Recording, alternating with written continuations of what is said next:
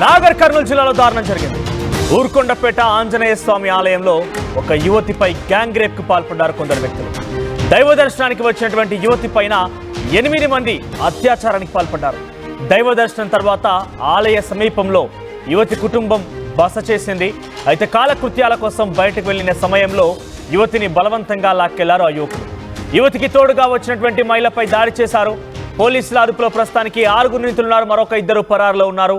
యువకులంతా ఊర్కొండపేట గ్రామానికి చెందిన వారిగా గుర్తించారు. అయితే నాగర్ కర్నూలు జిల్లా ఊర్కొండపేట దగ్గర ఆంజనేయ స్వామి ప్రాశ్చిత్య ఆంజనేయ స్వామి ఆలయం ఉంది. దానికి అక్కడికి వచ్చి దర్శనం పూర్తయిన తర్వాత అక్కడే బస చేశారు కుటుంబం.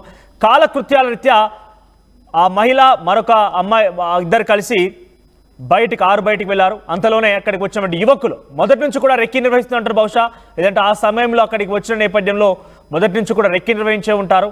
8 మంది యువకులు కలిసి ఆ సదరు యువతి పైన చాలా అతి దారుణంగా ఆ తోడొచ్చినటువంటి మరో మహిళ పైన దాడి చేసి గ్యాంగ్ రేప్కి పాల్పడ్డారు. ప్రస్తుతం 6 అరెస్ట్ చేశారు. వారంతా కూడా ఊరుకొండ గ్రామానికి సంబంధించిన వాళ్ళు తెలుస్తోంది.